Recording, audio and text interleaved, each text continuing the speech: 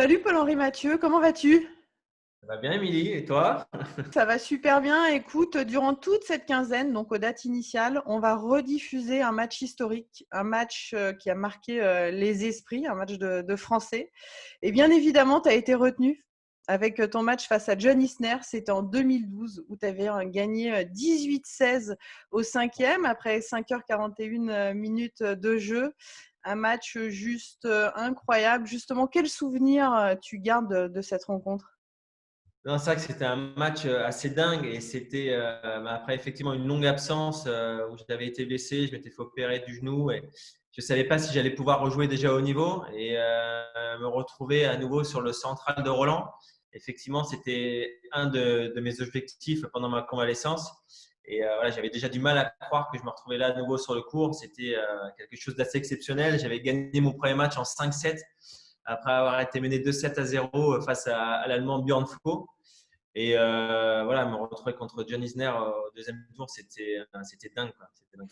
Quel souvenir tu gardes même, parce que ça paraît complètement dingue, tu avais été absent des cours pendant plus de 15 mois, pendant 15 mois avec une opération notamment au genou. Euh, Ça paraît complètement fou, comme tu dis, tu as gagné ton premier match en 5-7, de revenir comme ça, tu avais repris en janvier seulement, donc tu n'avais que 5 mois de match dans les jambes et tu arrives à sortir une rencontre pareille et au troisième tour, tu perds en 5-7 également. Donc Ouais, comment tu ouais. analyses justement cette force?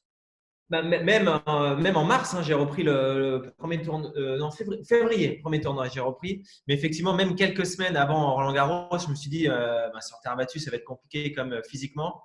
Et j'avais pas fait d'entraînement de plus de 2 heures avant le tournoi. Alors, je ne savais pas trop comment je me situais.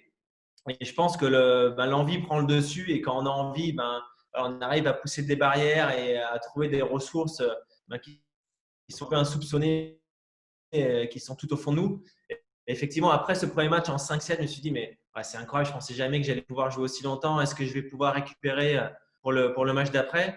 Alors, la chance que j'ai, effectivement, c'est de jouer John Isner, même si c'est bien évidemment c'est un très bon joueur, mais qui a un gros service, donc il y avait moins d'échanges.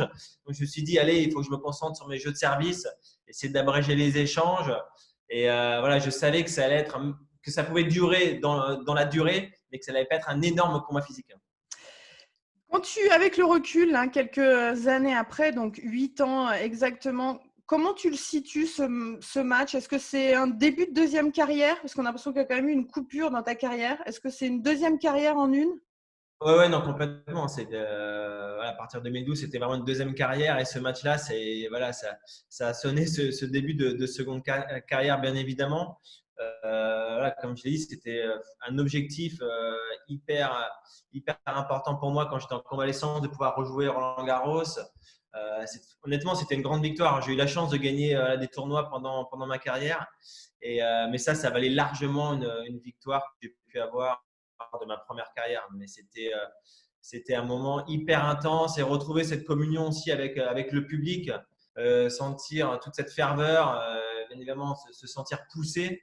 Ouais, enfin, je veux dire, même en parler encore aujourd'hui, j'ai des frissons. C'est des sentiments qui sont hyper forts, quoi, hyper forts. Est-ce que tu as revu quelques jeux, quelques parties de ce match ou pas du tout? Est-ce que tu te Alors, regardes? non, alors j'arrive à me remémorer des parties de match. J'ai pas revu le match parce que il me semble que ça a duré combien de temps? 6 heures, non? Dans 5h40. 5h41 de jeu. C'est un petit peu long. Mais j'ai vu la fin de match. J'ai vu le dernier jeu. Ça m'est arrivé de le revoir. Et effectivement, même à la fin du match, ouais, il me semble que je gagne au bout de la septième ou huitième balle de match. Belle mémoire, septième. Septième, enfin, j'y croyais pas quoi. Je me suis dit, mais c'est incroyable, j'ai réussi, j'ai gagné ce match-là, à être revenu à ce niveau-là et de me donner une chance à nouveau de jouer un gros match à Roland. Et effectivement, après, j'ai perdu au troisième tour, mais ça a été aussi un grand moment, hein. J'aime bien terminer sur un mot, en fait, qui pourrait qualifier ton histoire avec Roland Garros. Un mot, un adjectif. Passion, Passion.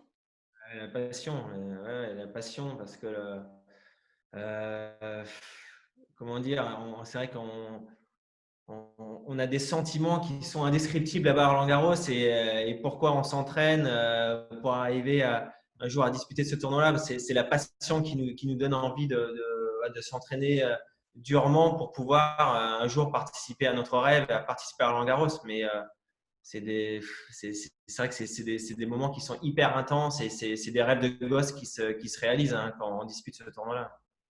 Bah, écoute, merci beaucoup, Paul-Henri. Avec plaisir.